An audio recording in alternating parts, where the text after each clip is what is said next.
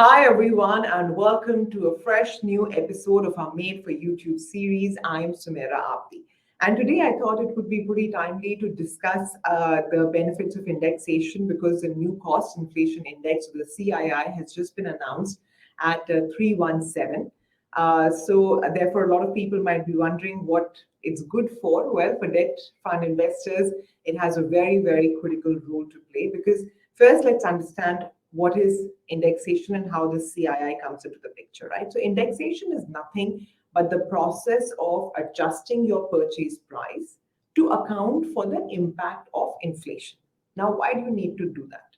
Because we have to pay, when we sell our mutual funds, we have to pay capital gains tax on it, right? It could be short term, it could be long term. Now, for debt mutual funds, the short term capital gains is at your applicable SLAB rate. For the long-term capital gains, the formula is that you have to pay 20% plus indexation, right? Now, what does indexation really do? The capital gains is nothing but the difference between your purchase price and your sale price, right? So it could be a capital gain or it could be a capital loss.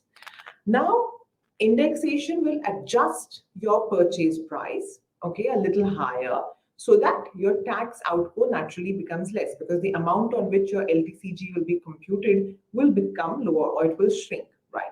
So first, let me explain, exactly how this works with the help of a graphic so that, I can illustrate it better.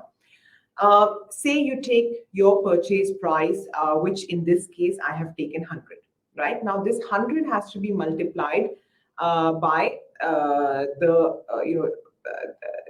CII, which is a cost inflation index in the year of purchase, right? So in this case, I have taken it as FY17, and so my amount is 264. This I will divide by the CII in the year of sale. So in this case, I have assumed that the year of sale is FY21, in which case the CII or the cost inflation index is 301. Now, the way this formula works out is that I will get a figure of 114.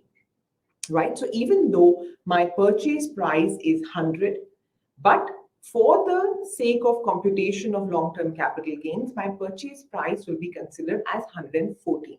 So naturally, the gap of my capital gains will shrink. It will become a lower amount, and therefore the tax will only be applicable on that lower amount, right? So suppose I bought it 100, I have sold it 200.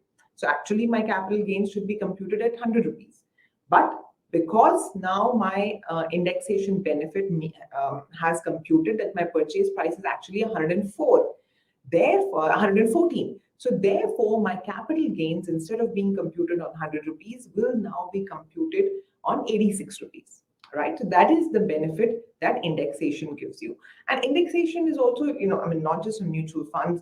A lot of people may not know, but if you are looking to sell your inherited property, you can also benefit from indexation, right? So you will, the property, the price or the difference on which you have to pay the capital gains will be very, very less, because normally what will happen is that, if you have an inherited property, which is like say 100, 200 years old, your purchase price will be nothing, right? So therefore your tax liability will be huge. But because it has now been indexed, therefore your purchase price will be quite significant. It will not be the original purchase price, and therefore your tax liability is reduced. So I hope this has been helpful to you, and I hope all of you are making use of this benefit and you have understood exactly how it works. Thanks very much for watching. I look forward to hearing your comments and suggestions. Take care.